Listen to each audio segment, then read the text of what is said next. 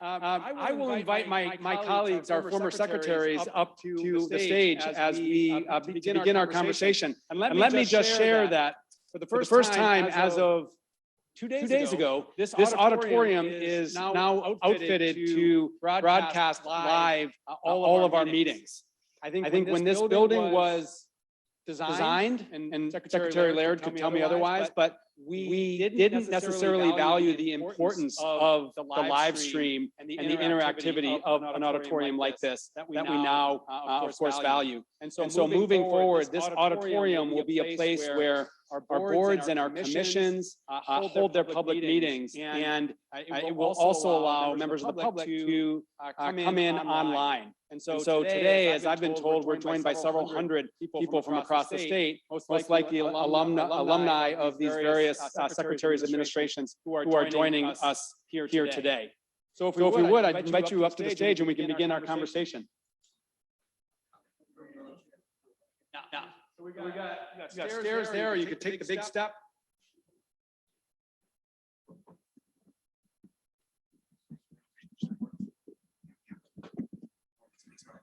No assigned seats. No assigned seats. So I am really excited to have us all in a room, which for me is the first time ever. I have actually had the honor of meeting 6 of our natural resources secretaries. One who has since passed, Huey Johnson, who was just a remarkable leader during the administration of Governor Jerry Brown the first time around. And then of course the other being Mary Nichols, who we hoped could join us today, but has been called to New York to consult, believe it or not, with the UN Secretary General on the efforts to drive more action on climate change in advance of a big international meeting in Egypt in November. So gentlemen, so excited to be with you, and we're going to spend the next almost hour just having some fun down memory lane and having a conversation with you to understand the era that you did your work, the opportunities, the challenges, the accomplishments, with the goal towards sharing with employees of the agency, those who care about natural resources, just how we've evolved. I did want to share with everybody just a little bit of a thumbnail history, because I think it's really interesting of our agency. The antecedents of the Natural Resources Agency began in 1864, and believe it or not, Abraham Lincoln designated both the Mariposa Grove and the Yosemite Valley as California's first state park. Yosemite State Park, and it was actually then reverted to the federal government in 1901. The Board of Fish Commissioners, which became the Fish and Game Commission, founded in 1870. The Division of Forestry, now CAL FIRE, 1881. The State Water Commission, 1913. And it was former Governor Clement Calhoun Young in 1927 that restructured many of these entities into the Department of Natural Resources. And in 1961, Governor Pat Brown actually established what we now know as the Resources Agency, kitty corner to us here in Sacramento, and actually consolidated further many functions of state government. Interestingly, in 1961, the Resources Agency had environmental protection and much of the environmental regulation that in 1991 moved over to our California Environmental Protection Agency, or Cal EPA, when it was established in 1991. And in 2009, we adopted the name of the Natural Resources Agency. So not just the Resources Agency, but the Natural Resources Agency. And it's a remarkable agency, as I think my colleagues would attest to. Right now, 6 departments, 10 conservancies, 17 boards and commissions, 3 councils, and one remarkable urban park, exposition park, with 2 cultural institutions, our California African American Museum and our California Science Center. And we're still growing. And in fact, we had our most recent entity join the agency this year, the Office of Energy Infrastructure Safety, or OEIS. And if our agency budget goes through the legislature, no pressure, Senator Laird, we will have, believe it or not, But believe it or not, we're going to have upwards of 20,000 employees across our agency, many of which are here today or joining by Zoom. And thanks to the legislature and the governor, a budget that may approach $16 billion. So with me, we have four secretaries that spanned a remarkable period of time. Doug Wheeler, who is our secretary, who I'll start with, who served Governor Pete Wilson from 1991 to 1999, followed by Mike Chrisman, serving Governor Schwarzenegger from 2003 to 2010. Lester Snow, who served as our leader of Department of Water Resources and then elevated to secretary at the end of the Schwarzenegger term in 2010. And then many of you know John Laird, who served the entirety of Governor Brown's last two terms from 2011 to 2019, and who is now a state senator. So let's start with you, Doug, and take us back to the early 1990s. What were the issues back then at the Natural Resources Agency? Tell us a little bit about yourself and how you came to the appointment, what you encountered, and then what your sort of most vivid memories are in terms of the challenges you tackled, but also some of your accomplishments. Thank you, Secretary Crowfoot, and thank you for this opportunity. I hope in some ways this will be the beginning of a trend in which some of us, if not all of us, will join you on the next occasion. But let me say first, congratulations on this magnificent building. We've long yearned to have a place as beautiful and as functional as this is. And then finally having recognized that this is truly a natural resources agency, not to slight cultural resources at the same time. When we came to Sacramento with Governor Wilson in 1991, I came from the World Wildlife Fund along with Michael Mantel, who was my deputy. And we had been trained there to think about ecosystems and environmental management from his perspective. In fact, it turned out to be not so well received by some here in Sacramento and some in the legislature. I remember well thinking that we were viewed as aliens from East with these radical ideas. In fact, some of us still have round buttons saying biodiversity with a red slash. It was thought to be something of a communist plot, and it wasn't that, of course, but a beginning of the realization that habitats and species are interdependent. Wow. And that the laws of both the state and the nation were at that time still are species specific in a way that really militates against true integration of species in their habitats. But we tried to move the agenda in that direction, most notably with the Natural Communities Conservation Planning apparatus, which happily is still in place, but used ecosystems and biodiversity as the fundamental rationale for planning and land use, which I think was a long time coming, needs yet to be further advanced, of course, but I think that would be the single most significant change in our direction when it came to Sacramento. And can I mention that the Natural Communities Conservation Plan, or NCCP, sounds like a government acronym, and it is.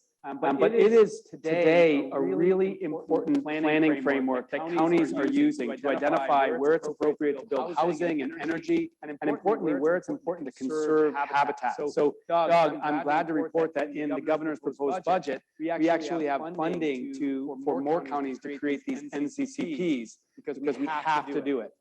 Fantastic, I agree. It's a top priority, and holistic management of the state's resources, of the nation's resources, really ought to be our objective looking forward. Yeah. Now, what were some of the hot button issues? What were any challenges you had to contend with?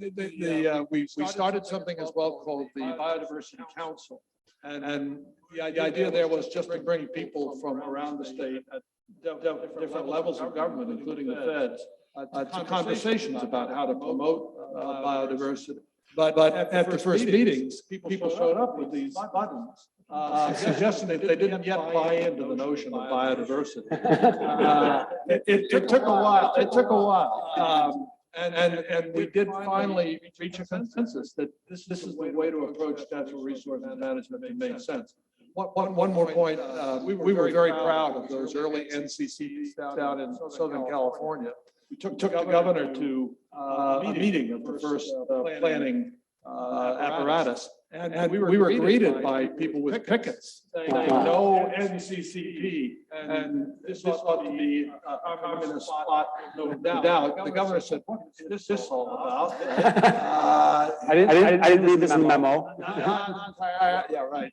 The memo. Not entirely sure that we were headed in the right direction, but in fact, only for the nomenclature. In fact, Yeah, it's amazing. And this, the work that we all do, builds on the work that our predecessors did. I never even conceived of biodiversity in California being a controversial notion until you and I had that conversation. Pretty remarkable. And I dug into it, and biodiversity and the term ecosystems, fairly new terms, actually, in terms of understanding. It's not about managing this fish species or that bird species, but the whole system. We owe a lot of that, in my view, to E.O. Wilson, who was a astoundingly well-read Conservationist, yeah, just biologist, who was at that time at the World Wildlife Fund on its board, but had been at Harvard as a distinguished scholar. Wow. Well, you'll also be glad to know on that Biodiversity Council that you set up in the early 90s, still going. And believe it or not, the Biodiversity Council is where state agencies and federal agencies are meeting and working together to achieve the 30 by 30 goal. Which is both a President Biden goal and a Governor Newsom goal to conserve 30% of our lands and waters by 2030. I'd say that may be an important, if not the most important function of the Biodiversity Council. And the whole notion of collaborative conservation, bringing people to the table to solve common problems with a respect for one another's point of view. Yeah. Will inevitably be more successful than the kind of continuing conflict that we have seen before that. Absolutely. And Governor Wilson was a Republican. And so these days, it's given the, some of the polarization, talk about the environment as an issue in Sacramento. What did it break down Republican, Democrat? What did it look like then compared to what it looks like now? I'd have to say two things about that. One, I had served as executive director of the Sierra Club, and I think, honestly, that was the reason that I got the job in Governor Wilson's cabinet. How many Republicans would say that they employed the executive director of the Sierra Club? I guarantee you none today.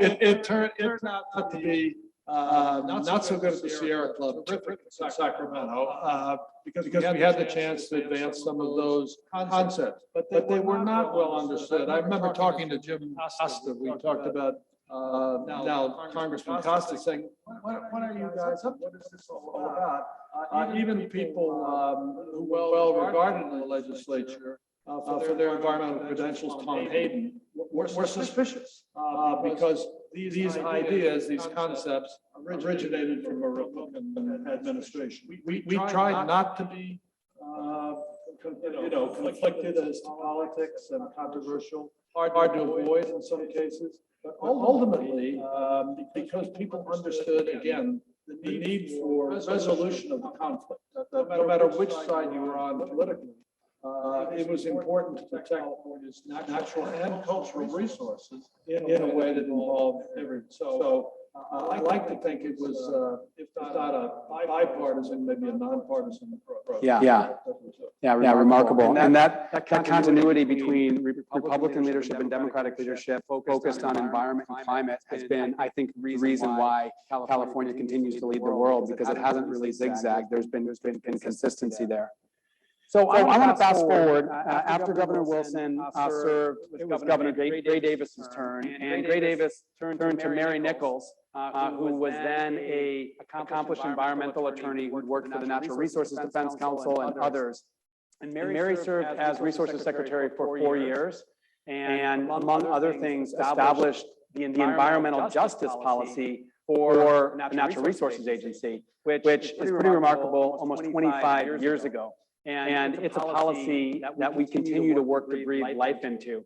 Mary went on to chair the California Air Resources Board, what's known around the world as one of the most sophisticated regulators or protectors of air quality. And much of our climate policy that Governor Schwarzenegger developed, he developed in partnership with Mary. So after Governor Gray Davis, a force of nature named Arnold Schwarzenegger took leadership in California. And he brought along Mike Chrisman to Sacramento. And Mike has lived your life on the land, and came with picking up the baton from Doug and Mary with an orientation as somebody who brings a lot of lived experience on land management. Mike, talk a little bit about your background, and then how you got that tap on the shoulder, and then how you encountered Sacramento. Thank you, Wade. Thank you for doing this. And again, join my colleagues in congratulating you and the agency for this magnificent building. Yeah, for me, a lot of you may know, I'm from Tulare County, raised down there. Come from a farming and ranching background, strong background in that regard. But for me, it was always an interest in natural resources issues, always an interest in water. I had the opportunity to come during the Wilson administration to work with Doug and Michael in the Natural Resources Agency. And then at the end of the agency, I expressed an interest in going on the State Fish and Game Commission. And that's where I really learned these issues. It drove the issues. I love the appointment. I love the work we're doing. We were there at a critical time in the late 90s when the Marine Life Management Act passed the legislature. Marine Life Protection Act passed the legislature. Another commissioner and I were helpful in trying to get getting the governor to sign the legislation. And then when I got on the commission, a lot of those responsibilities had come to the commission. Marine Life Management Act was an act that changed the way fisheries management took place in California, moved a lot of the responsibilities to the State Fish and Game Commission, and that began to work and was working well. What wasn't working very well was the Marine Life Protection Act initiative. That was the legislation that set up a whole series of process where marine reserves, marine conservation areas, and marine parks set up a process for establishing them along the coast of California. Well, as most of you probably realize, highly political, very charged. The sides were drawn. The Davis administration, again, I was on the commission at the time, the director at the time, and his leadership, we all worked, try to get the process going, the MOPA process, but it fell, it didn't happen two or three times. It just kind of fell of its own weight. So when I became secretary in 2000, late 2003, what are the priorities that we wanted? And Governor Schwarzenegger wanted. He's obviously very interested in environmental issues, very interested in natural resources issues. Obviously, Wade indicated, very interested in climate change and those types of issues. And so what became a high priority for us, for me as secretary, and for my team at the agency, was the implementation of the Marine Life Protection Act initiative, creation of these reserves. But long and the short of it was, the government by itself was never going to make that happen, ever. Too much involved. So what we ended up doing, I'm working with Michael Mantell at the Resources Legacy Fund Foundation. We set up a classic public-private partnership where we got foundations and other groups involved in bringing dollars and policy expertise in the process. We designed a process of a bottoms-up approach where we went into the local entities and began to hold meetings and all up and down the California, broke the state up into 4 regions. And over a period of time, ended when John Laird became secretary. They completed all the process, and by after about 6 years of going through this process, we ended up having marine protected areas, marine parks, marine coastal areas, all up and down the 1,100-mile coastline of California. It truly is it's a national model. The politics of it was unbelievable, as I think most of you are probably aware of that. But it was one of these things. The governor was always there for us, always supportive of us, recognized that it was a heavy lift, but helped us along the way. I need to also, Wade mentioned this, governor's interest in climate change, governor's interest in having us on a worldwide stage as we dealt with climate change. We had the legislation passed back in 2005 or 6 that created this process. One of the things we did at the agency back then was to create and author the first climate adaptation plan that we put together. Cal EPA put the other part of the plan together, and It worked, but it was one of those things that was truly a collaborative process. One of the things that I've learned through this process is that none of this work gets done without developing a strong sense of partnership. Try to avoid the partisan politics as best you can. Hard to do in this day and age. We've done a pretty good job of it here in California. And Doug have indicated, we've done a pretty good job of working and protecting the environment. I mean, we also were involved, and Lester was a DWR at the time, and he can talk about this, but through his leadership and the work we did, created water legislation that created the Delta Conservancy, another part of that process that set again another national model for how to work on water. And it's led us to the point now where Sigma's passed and we're trying to deal with the groundwater. So for us, it's a long process. Well, Mike, you won't remember this, but my first time in the Natural Resources Agency was as a fairly young advocate for an environmental group, the Environmental Defense Fund. And you generously took a meeting with me on a bill we were trying to get done. How'd we do? I'm not just saying this because we're sitting on a stage. I'll say you were very nice. Governor Slinger vetoed our bill. But I will say, I mean, I appreciated, first of all, how accessible you are. It comes to my question, which is, big, broad agency, how do you manage all of the incoming, whether it's issues on forestry or oil or mining, and the departments with the same time trying to move forward this agenda, whether it was the Marine Life Management Act or other proactive policies? How did you juggle? For us, it's a matter of setting priorities. I mean, you had to, for us, it was, first of all, you bring good people on board. You have good directors, you have a good team. You work close contact with governor's office. The priorities you set, you pick 2 or 3 things from a policy standpoint that you want to get done. And you focus on them, you keep focusing on them, you keep working on them.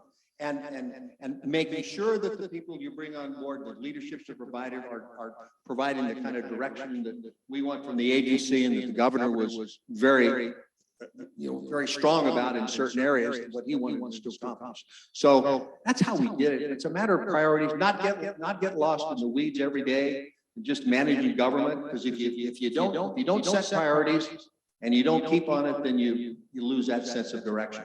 Yeah, I totally agree. And I think it's probably a challenge that a lot of our colleagues, regardless of whatever position they have in government, is we deal with the incoming, we have to be responsive to the challenges, the crises, but we're also working so hard to try to make proactive progress on our priorities. And so I'm very much a student of figuring out how we do both. But I want to turn to you, Lester. Lester, you're known as a water guy, a water guru in the state, which is something that's a big thing to say in California water, considering how complicated it is. But you spent a lot of time as a DWR director and then ascended to the resources secretary at the end of the Schwarzenegger administration. Talk a little bit about what your sort of lasting memories are, both at DWR, but also making that transition to the secretary and how that changed your work or your outlook. Well, see, I was secretary for about a year, and I spent a large part of that time taking credit for the things that Mike did. That's weird because I'm taking credit for the things that John did. Some things stuck, some things didn't. But this is sort of responsive to your question, but it's what's striking me about this conversation is the continuation of necessary trends in resource management. And Doug brought it up with biodiversity. And so I'll kind of, take a step back here a little bit.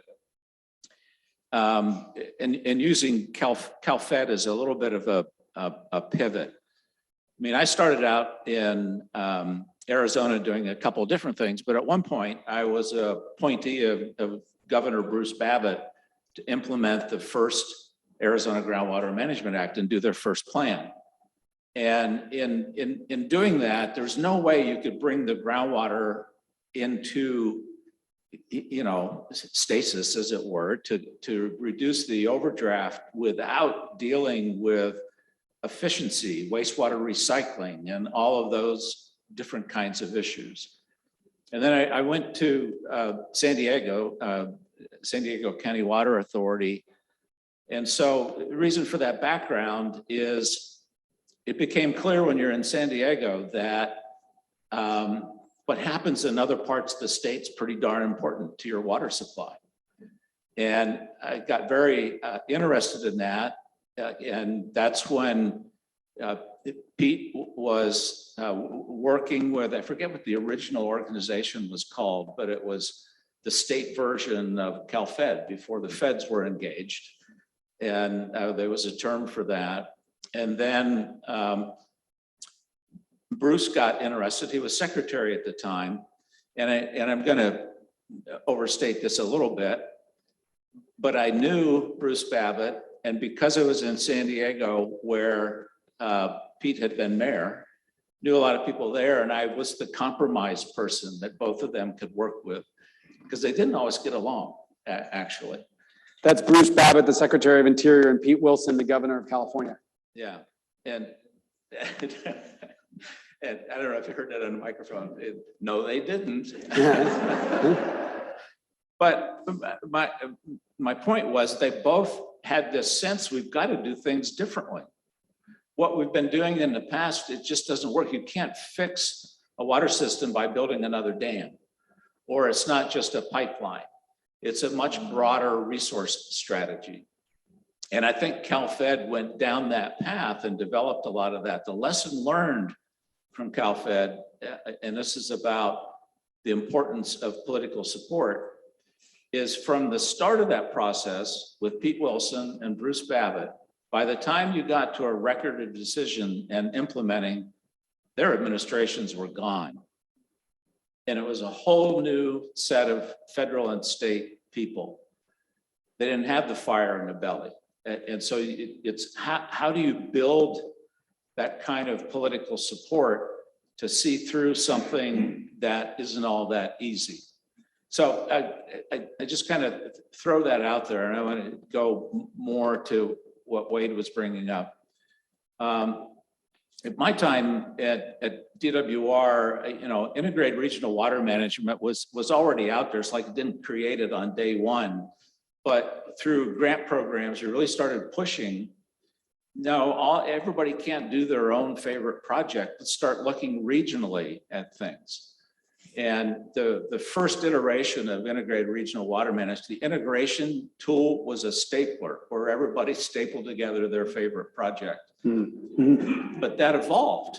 That evolved to where people actually looked at opportunities for efficiency, opportunities to improve their water supply reliability, but actually benefit the ecosystem. So there's kind of an evolution in that as you went forward. And then for me as secretary, the one thing that I hope I contributed to the continuum that we're talking about, that Wade has queued up now, is integrated resource management. It's not about water. It's not about ecosystem health. It's not about flood protection. It's the whole thing. How do you manage your natural resources and respecting the cultural resources so that you can come up with something that actually works and can be sustained? And we still fight the battle of people that think we're in a drought, we need 5 new reservoirs. Well, I can guarantee the outcome of that: more drought, more suffering, more complaining. It has to be integrated. It has to be more comprehensive. I don't even think I remotely answered Wade's question. Lester is always so good at that. I had that inside of me, apparently. But I will say a couple things. One is, it's fascinating. I didn't know your background in groundwater management in Arizona, because fast forward, you became the leader of a philanthropy called the Water Foundation that, working with Secretary Laird and others, was really pivotal in passing what was the Sustainable Groundwater Management Act in California. California, the last state in the West to manage its groundwater, and it was 2014 that SGMA passed. And so, just interesting to think about continuity. Tony mentioned Mike Mantell and his philanthropy, which of course Mike was Doug's undersecretary.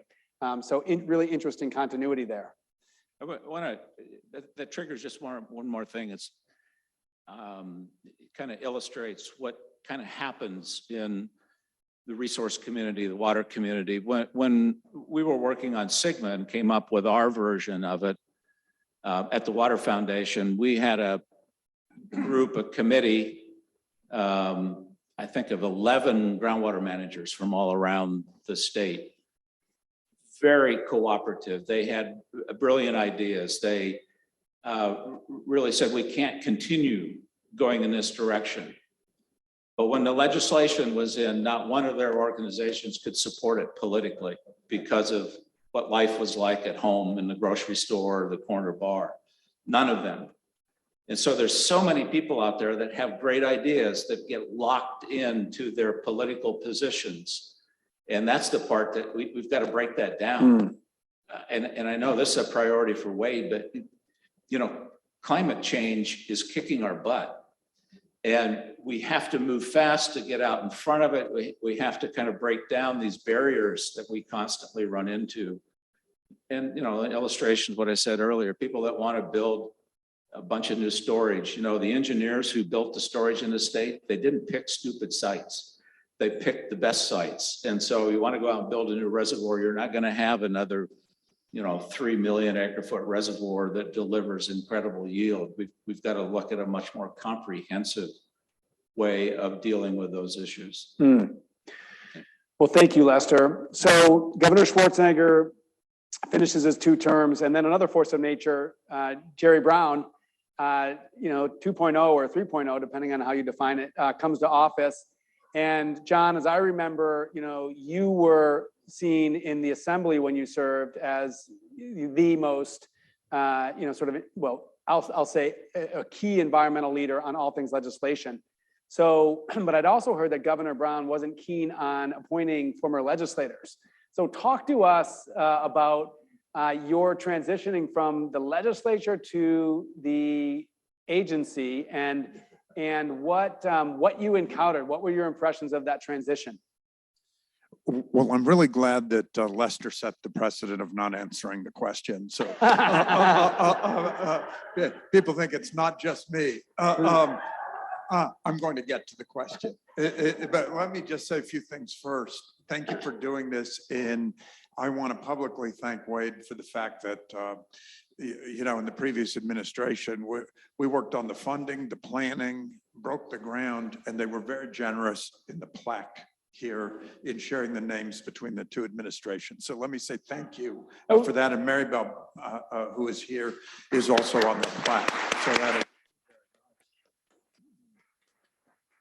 and it is just great to see everybody. You know, Saul's still in his office. Lots of things happen, and it's so amazing because for those of you that people were telling the story earlier that the old building was such a train wreck that that for 10 or 12 or 15 years we couldn't wash the windows. And True story. We just had these cobwebs and you know, stuff there on the floor. So I go 8 years, and on my very last day, I think it's the day of the inauguration, I'm having a transition meeting with Wade, and they're washing the windows. You know, and yeah, I was drawing the analogy earlier that if any of you are fans of the Big Bang Theory, they fixed the elevator in the 12th year in the last episode, and that's what happened to us with the windows. And it is very exciting to be here with everyone, because I think the other thing is that people work together, and this was a camaraderie that existed just on the issues. It's when I was secretary, I went to Washington on endangered species once, and we had to have this meeting with a senator from Wyoming staff, and Doug Wheeler came, and they would listen to him. They thought I was incredibly charged from where I was in California. He got them to sort of consider the correct positions, and I was very grateful for that. And Mary Nichols was head of the climate work, and I didn't have to orient her on forests or water or some of the issues because of resources. And Mike Chrisman, we worked when I was in the legislature. My signature bill was to create the Sierra Nevada Conservancy, and we worked really closely. And the funny thing is that it could have been him. I was forced to negotiate appointing the resources secretary to a board seat, and I didn't want to do it. And I relented, and then he created a seat for me for 8 years on the board. I didn't know I would have. In the one time I ticked Mike off, and it was in Wade's history, I considered myself, and do now, a very serious legislator, a policy wonk. And the one time I think in my career I cast a frivolous vote was it came to committee to change the resources agency name to the Natural Resources Agency. And I said, I'll be damned if we'll put the NRA in charge of fish and wildlife.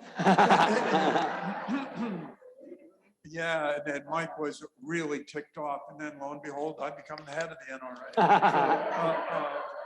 You know, after that happened, but we worked really closely together on all those issues, and Lester just on water, and he was so generous about allowing us to press him back into service on the Klamath.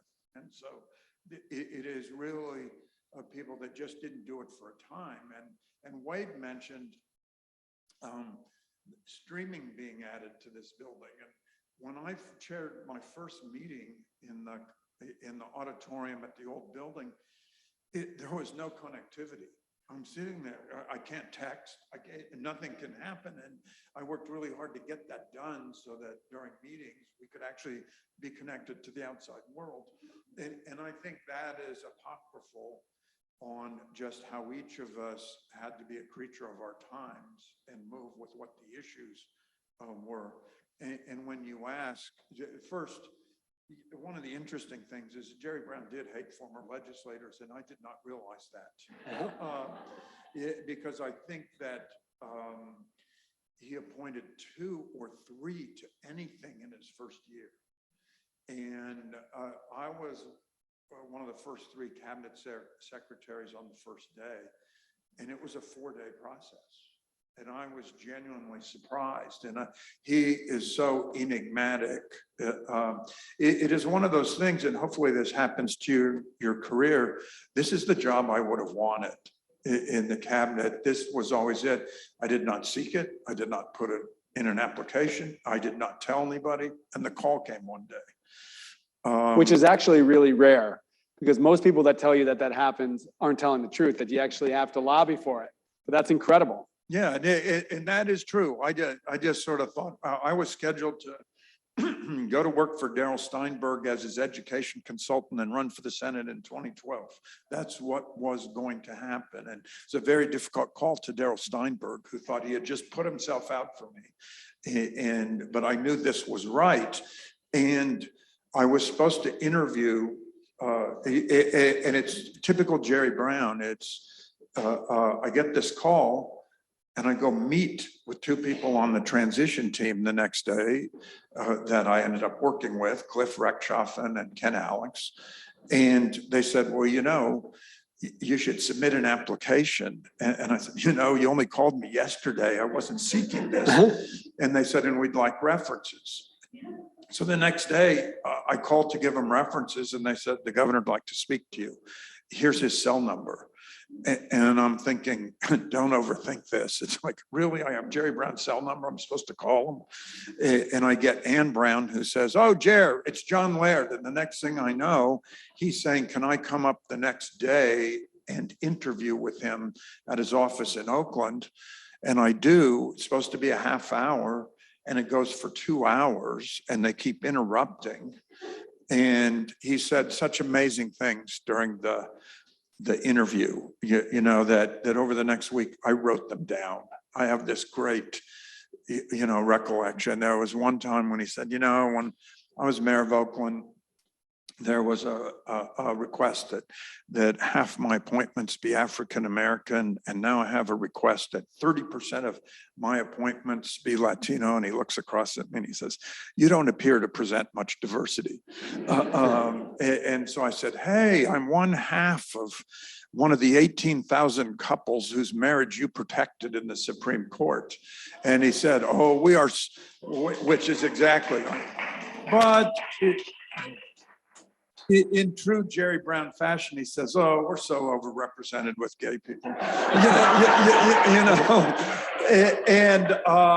And in the end, he reaches out his hand and said, would you like to come to work? And I said, is that a job offer? And he said, yes. And I was surprised, and I walked, because I thought this was going to be a long process. And I walked out and they said, he really likes you. And I said, how could you tell? you know, and it ended up being exactly what I wanted to do in a great relationship. And I think being a former legislator really helped. I loved engaging on the legislation. I loved having the relationships. I would do this thing where I'd go spend a half hour with every new legislator at the start of every session. There was that time where there were 43. Wow. And yet, and Kaylee Bright, who was here earlier, who was the ledge director, I apologized to him once because he came with me to all, and I said, geez, you know, you hear me say the same thing to 43 legislators. And I had a little riff about your constituents will come to you and they'll be angry and you'll want to write us a letter.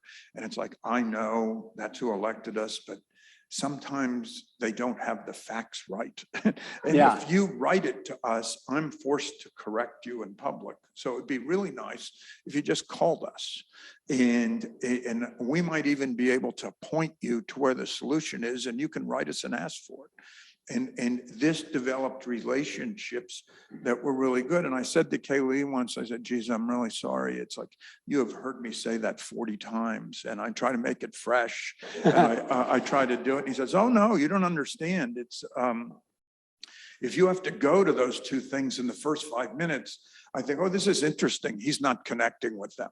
And if you go in the 25th minute, I think, oh, he's having a great meeting. He really likes them. That's what this is about. So I sit there and judge how you're getting along with people by just how that happens in the meetings. And then to your other question, I mean, if we were to talk about what the major issues were, we would just go the rest of the time, but some in concert with what was said, the very first day, the tribal issue on marine protected areas came to me, and it took me 3 months or 4 months, and I say me, it was really a staff effort with me directing it, to cut a landmark deal with the tribes so that they could move from opposition to support of marine protected areas. And then we were the first one to do a consultation policy, and the Schwarzenegger administration, they weren't allowed to use the word consultation.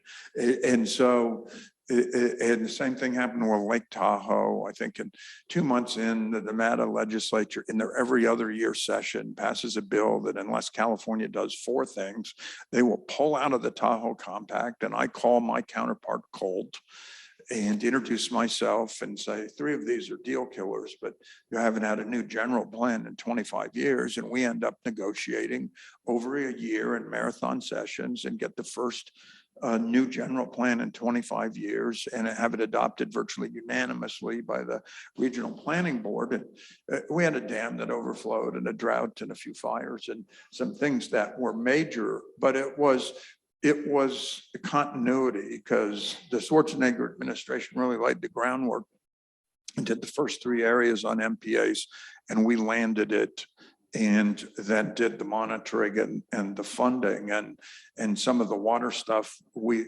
picked up from Lester. And I think the one last thing just to say sort of in the long term is that, because, you know, Doug, I would have, being an elected official, I might reflect on the partisanship a little different than Doug. Same, but say it differently, which is, I think for a long time, the conservation movement more resided in the Republican Party than the Democratic Party. And I think Doug, in many ways, although there was a flash there in the Schwarzenegger administration, was the last gasp of that historic trend. And Democrats were really of the working people. That wasn't necessarily lending itself to land conservation or other things. And I think that's flipped on its ear over time, particularly with climate change and other things. And Governor Schwarzenegger was able to really cross over in climate change. And the one thing I think that was a hallmark in our administration in moving along is that we really tried to inculcate science into decision-making in ways that it hadn't been, Mm. whether it was on water and what we were trying to do in the Delta. There are more scientists in the Fish and Wildlife Department than there are wildlife officers. I had a science advisor on oil and gas that walked us through everything when we were trying to reform that process. It really was a way that we tried to bring that into decision-making and monitoring in a way that, and tried to do it on fires as everything was burning down and we were having tree mortality in the droughts. Yeah. So, but it was continuing of a lot of effort. Yeah, and the continuity is so important. And let me just acknowledge that people like us or in our position come and go. If we're lucky, we stay 8 years. But it's a lot of the folks that have been working at the agency and in state government for their whole careers that provide that continuity. And what's remarkable, if I can just say that you talked about the marine protected area that really Mike helped to establish and John helped to navigate, across the finish line. Believe it or not, we're 10 years on now, and we're about to do what's called a decadal review with this network. Well, you see, when it took forever to do, because I think the Schwarzenegger administration finally made it happen about 10 years after the act was enacted. Yeah. And so I actually introduced a bill to co-manage areas and try to do it. And all the advocates referred to it as marine protected light. They were really derisive of what I was trying to do, but I was trying to hold it for that act. Yeah, but we got it done collectively. Doug, you were about to say. I just wanted to underscore a couple of the points that Lester made, including one that you've just made with regard to continuity. It is certainly true that we've each represented a different administration, you currently, but all of us will move on. The strength of these programs is their continuity and their resilience, if you will. And the people in this room are really responsible for that continuity going forward. I see John Donnelly here. How long has John been at his job at WC? Fantastic. John leads the Wildlife Conservation Board. And so a lot of the good things that happen across California happen because WCB funds them. And all of you have that contribution to make, whether we are here or somewhere else. The second point, and it's about two people that may not always agree on issues. You said Bruce Babbitt and Pete Wilson collaborated on NCCP. They collaborated on CalFed. They did that because they were both sincere, earnest public servants, and they valued public service. Pete spent his whole career in public life, and there aren't enough people today who see the importance of public service and make a commitment to it in our field or in any field. Really good point. Mike. Let me mention just quickly a little bit about the whole theme here of continuity. When I became secretary, one of the very first meetings I had was like the first week. I get this call from somebody I'd known when I worked the agency. Philip, and many of you in the room knew Dennis Machida up at the Tahoe Conservancy. Dennis comes in, and of course he'd been involved during the Wilson years in our conversation around, we need to create this Sierra Nevada Conservancy or whatever we end up calling it, but it's got to be a high priority. It's something we've got to do.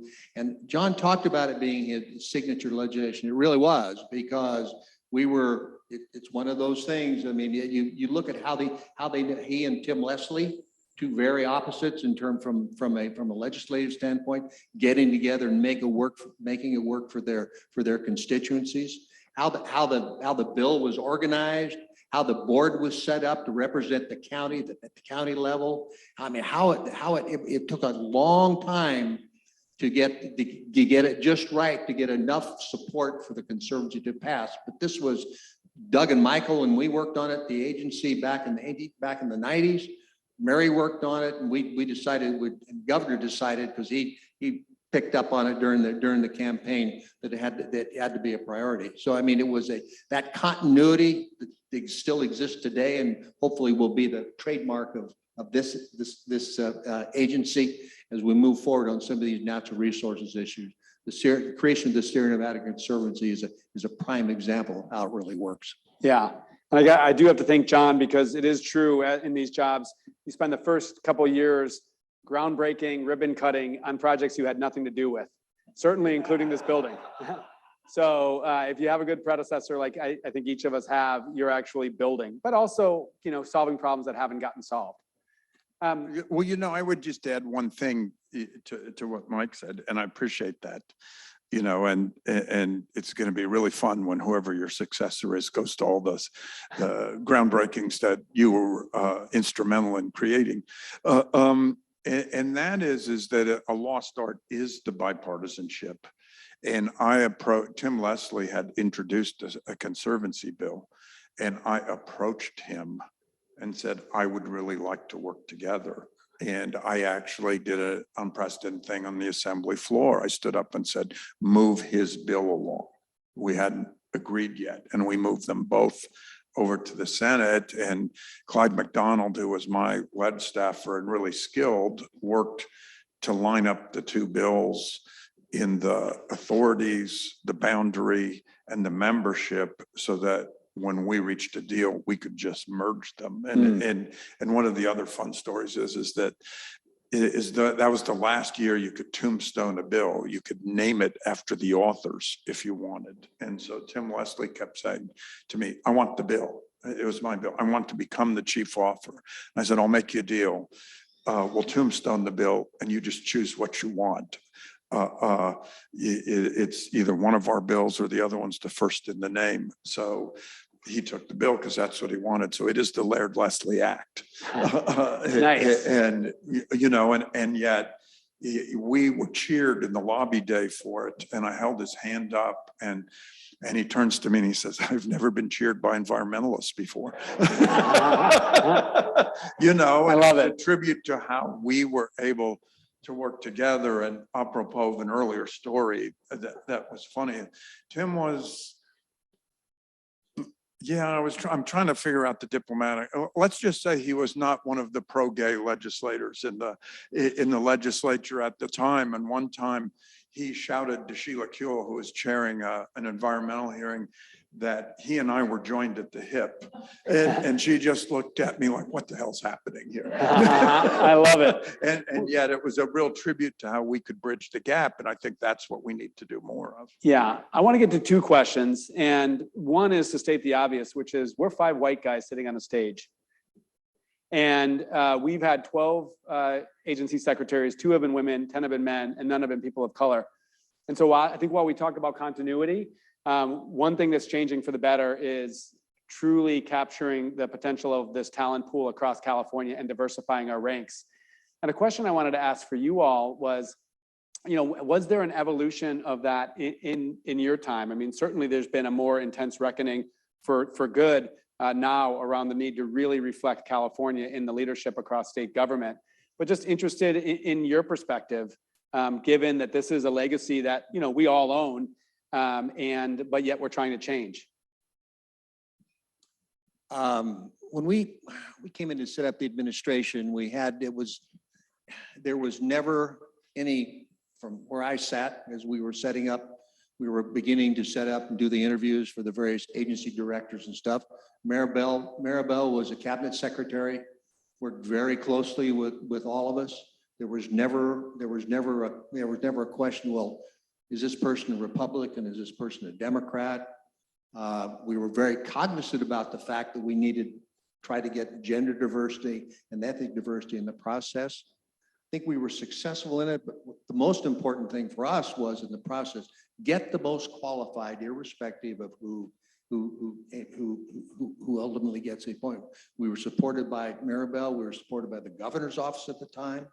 And it was early on in the administration, so we were able to do a lot back then. But we need to do more in that effort. We really do. I think by you pointing it out, Wade says it indicates that we need to do more, and we need to do it at the initial setting of the appointments and the conversation, the administration. Look, one of our goals is whatever it might be, more diversity, more ethnic diversity, racial, whatever it might be.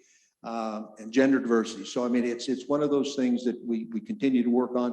We ended up being, when we all finished with our appointments, I paid no attention to the political makeup of secretary's office, just out of curiosity, paid no attention to who it was. we had about 60% Democrats and 40% Republicans in the secretary's office when we were all done, which is exactly the way it should be in terms of the kind of issues we were working on. And we had a pretty decent gender diversity in the process along the way, who ended up being probably the most qualified, at least from our perspective. So, anyway. I gotta say, we're doing some amazing stuff, building pathways. Well, one, helping more folks actually come to state service. The portal of coming into state service is too difficult, and therefore we don't really appeal to the broad set of talent across California. And then helping people advance and really. The gym is going to help a lot. The gym, he says the new gym is going to help a lot in terms of recruitment. Yeah, no, we hope so. John, did you have a comment? I want to ask about climate change. Oh, Lester, did you? Well, sure. I mean, Wade, you raised an important point. So I'm just going to raise, I'm on a corporate board. And so we've made diversity kind of a big deal. And often, or initially, I guess I would say, there was a response of, we've got to have the most qualified person. That's great. What are you doing about filling the pipeline so that the next time that you're out there, people are qualified? And I think there's more of that going on in the corporate world. And I think there's a lot more going on in state government. The one thing I became more aware of taking over for Mike was just this traditional ecological knowledge, and which now is just kind of full blown. I mean, NPR today had the rerun of the Reveal story, interviewing people from the Karuk tribe on how their ancestors used to be jailed and some of them shot for setting controlled fires because that wasn't allowed by the Forest Service. Well, that's completely turning around, and there's so much knowledge out there.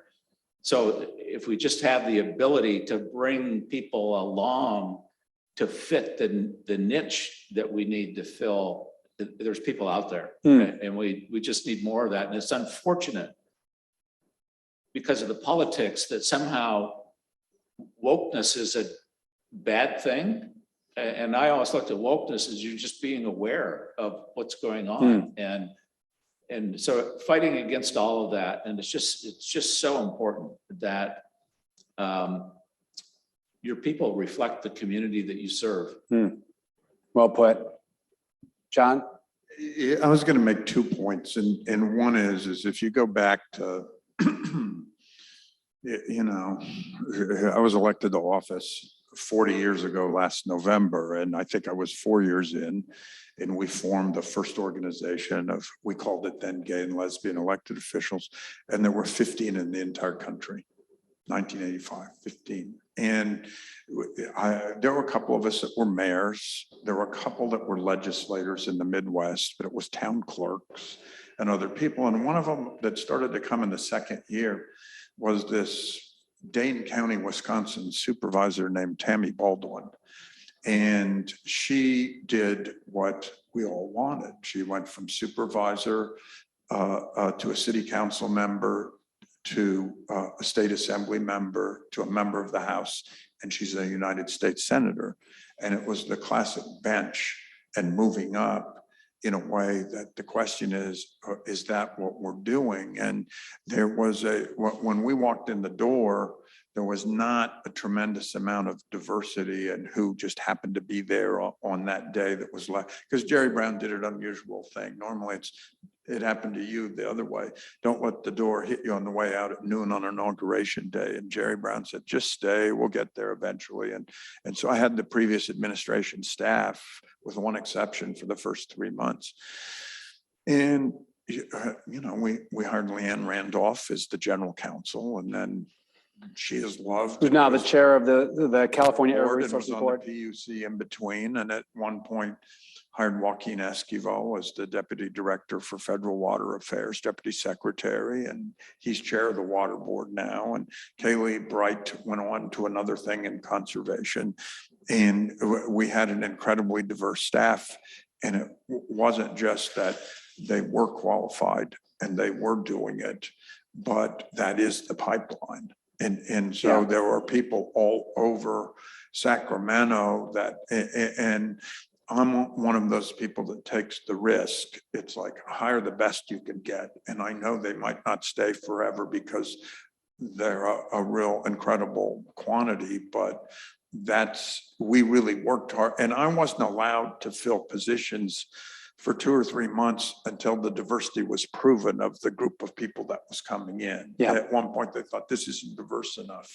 And you know, the undersecretary was a woman. I mean, we really did things that tried to do that. So, Yeah. and I don't represent that it's easy. Yeah, and I think we're making real progress on that. And I'll tell you, Governor Newsom and our administration, you know, is committed to not making incremental progress, but to really, you know, ending his term with a set of appointments that fully reflects the diversity, not only racial and ethnically gender balanced, but also geographically. And we did that on the Fish and Game Commission, you know, the first tribal member, some of the others. And as Mike mentioned, that just this interesting thing happened. I haven't had a chance to tell you is then I'm on the Rules Committee. We do the confirmations.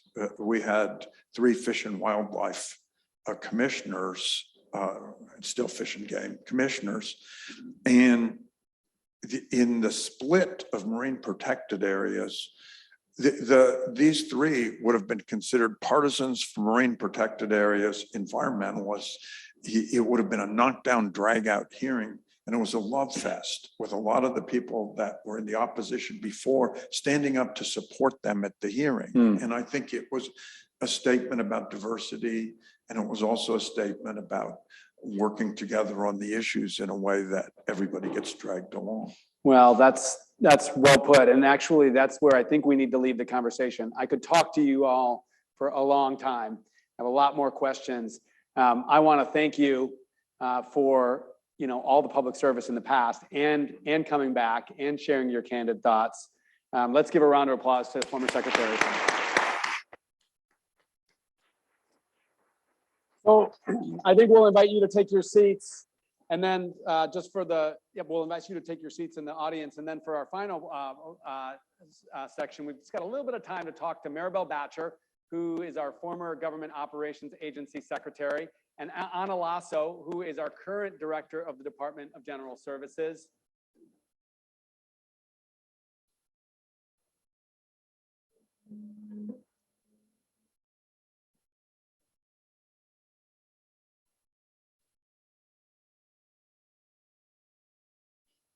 Excellent. Come on up. So, and I know, and Amy Tong, who's wonderful, who is now the new Government Operations Secretary, was here yesterday. So, Maribel, just tell us in a little bit, because you were here for the origin story of the building.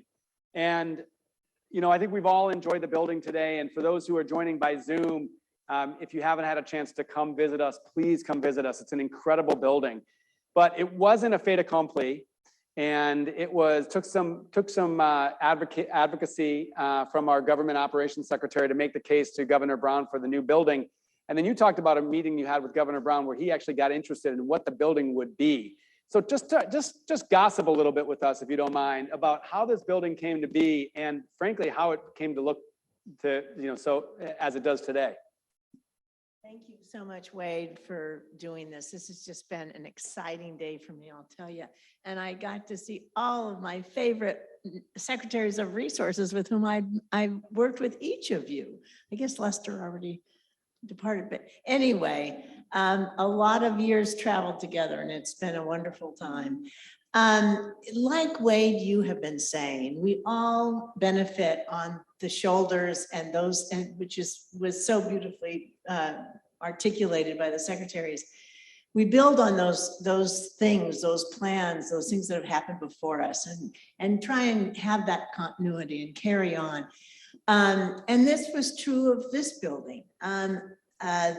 Anna's predecessor, a couple times removed, Fred Glass, if any of you remember Fred, he was at finance for years and then went to DGS. He came in, I was the new Government Operations Secretary and was appointed in July of 2013. And he came in and he said, our buildings are in terrible shape throughout the state. And we haven't been investing in them. It's been start and stop, whether we were gonna own them or sell them, and whether we should put a new boiler in or a new chiller, and no, because we're gonna tear it down. It's been 30 years of that. And he said, we've got to get something done. I said, well, we're not gonna get anything done unless we study it. We're going to have data that we can stand on. So the first thing we were able to do was to get an appropriation for a small bit of money to study the Sacramento Center. So we didn't do the worst office in the state on it, and that's San Diego. But so there were 16 offices found here in Sacramento to really be deficient. And John Laird. It wasn't only because we couldn't mechanically clean the windows. We also had something called a drought. But anyway, John would invite me over to his office to look out through the filthy windows at the beautiful view and remind me that half the time the elevators didn't work. And I never invited you to my office in the Unreal building to point out that, oh, there were no water sprinklers. So, and Susie Ambrose was furious at the study. She's executive director of the State Personnel Board, because the State Personnel Board has no sprinklers, elevators at half the time don't work. This is not due to your poor management, my dear. I just want you to know that. But so then the effort started to really do something. And to Wade's question, I was asked to brief Governor Brown on the study and a proposal of what we were going to do. And he was so in love with the buildings that were built during his first administration, the subterranean building, the Bateson building, the Bonderson building. Some of you have worked in these buildings and you know how iconic they once were. But the hour-long meeting that I had with the governor turned into 4 hours, a real grilling, and he wanted to read each of the 150-page reports done on all 16 buildings, and I needed to deliver those to him. Oh my God. And he wanted to tour the buildings. So he ended up not touring the old buildings that we were trying to renovate, but we did get the support from the governor and the legislature to start the process. But what the governor really wanted, and he was very heartfelt about this, is he said when he built those buildings in the 70s, late 70s and early 80, he wanted them to be people oriented. He wanted the state employees to work in them and feel welcomed by them. He said, I wanted a balcony so Joe could go out and wave down on the street to Mary. And he said, I want the resource building to have a soul. I want it to have a soul. I want it to be welcoming and open up to the people that work in it. And you know, Wade, I get goosebumps. This building has a soul. The reclaimed wood from the campfire. Oh my God, that's beautiful. The open light everywhere, the natural light, the staircase. And I remember Dan Kim and went up to the Pacific Northwest to look at iconic buildings that had been built there. We researched European buildings. We wanted to do what Governor Brown asked, and that was to give this building a soul. And I think DGS, the architects, Jason Kenny from DGS, who did a marvelous job, the folks, they just worked so hard and they did an unbelievable job. And I hope you all who work here feel that this is a wonderful place to work. Well, I can tell you that those who have been able to come back and work here, we're getting really positive reviews. But today was really the first time we never had more people in the building than we did today. And I think the building works best when it really does have that level of activity with these open spaces and these public meeting areas. The color of the walls, and I mean, it's just so fresh Yeah. And Doug is right, the gym is gonna Yeah. be pretty damn important. Yeah, and the outside campus, if you're, if we didn't have a screen behind us, you'd actually be able to see a beautiful redwood and a collection of trees and a beautiful historic facility in the building next door that's going to That be. almost stopped this thing in its tracks. Oh my God. It's the only secret protest we had. Wow. Well, we've saved that historic building and it's now going to be You had actually. by the way. Okay. See, this is like, I don't have any of the baggage, so I can say this stuff, but it's actually now going to be managed by state parks. Big thanks to state parks. And I think going to be a walk-in permit center among other things. So, and I just love the idea that it's, because we do manage the historic resources for the state, that we have a historically significant building with an ultra-modern building. So Anna, you're a newcomer, somewhat like me, and kind of inherit the success of this building. But let me ask you this question. What were sort of key lessons learned about this building? Because I think it is really viewed by DGS as a major success. Well, first of all, thank you for that question. For me, it's a point of personal pride and full circle today, because about 3 years ago, for me, it's a little bit of a homecoming. I was part of the Natural Resources Agency just 15 months ago. And I got plucked away to DGS. And about 3 years ago, we were all signing the beam that sits above your office. So it's a career full circle for me. And I do really agree that there's a lot of soul in this building. And so some of the lessons learned now that I wear that hat as the director of DGS, and this is really a credit to all those that came before me. And I just get to be here for this open house, really, because I got to learn about the study and all of the locally sourced materials and the businesses and contractors that worked on this building. And DGS doesn't only do construction, we also manage procurement. And one of my key priorities, I picked 3 when I went over to DGS, and I'm on them, is expanding our small businesses. And out of this window, we could look at that pounded concrete that's on that, I don't know, it's kind of an independent plaza building. Yeah, that rammed earth. Right, the rammed earth. And so that is a small business that was locally sourced. And I think it was a small business that Governor Brown had gone to visit or he had seen and really loved that rock. And so my predecessor, Dan Kim, and our amazing Deputy Director, Jason Kenny, when they were looking at sourcing local materials, they thought about that small business, who I believe is not a small business anymore, by the way. So there is a story behind every corner of this building. And I came prepared with talking points to tell you all about the bells and whistles, but I know that I don't have to share that, all of those details with the folks in this room. You live and breathe and work and advocate for this. And this building is really a laboratory of all the work that you all focus on. Wow.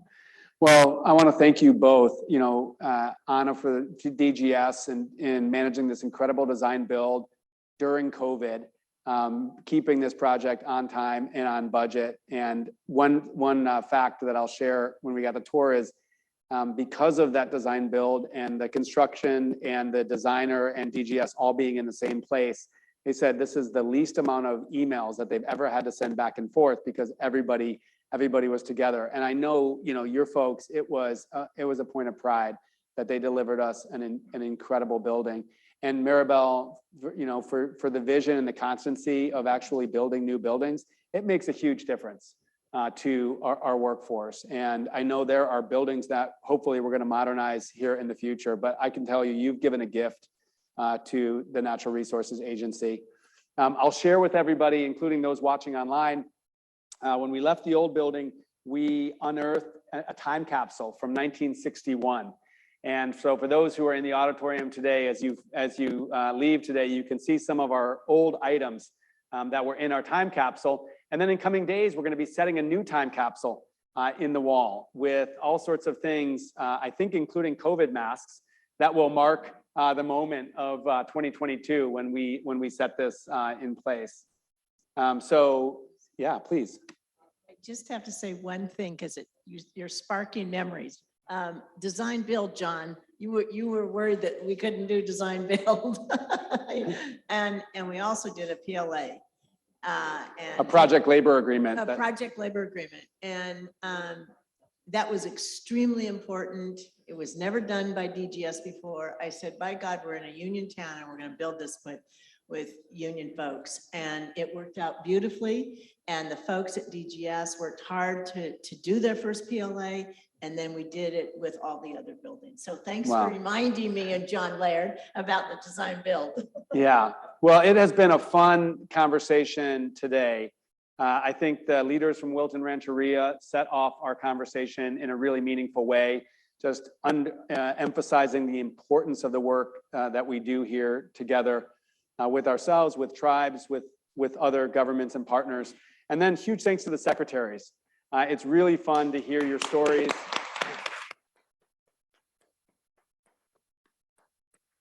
This building is as much yours and former employees as it is the current secretary and current employees. And then Maribel and Anna, thanks for all of the work that you do. This concludes our program today. Thanks so much for joining, and please, to both today and in the future, enjoy the building.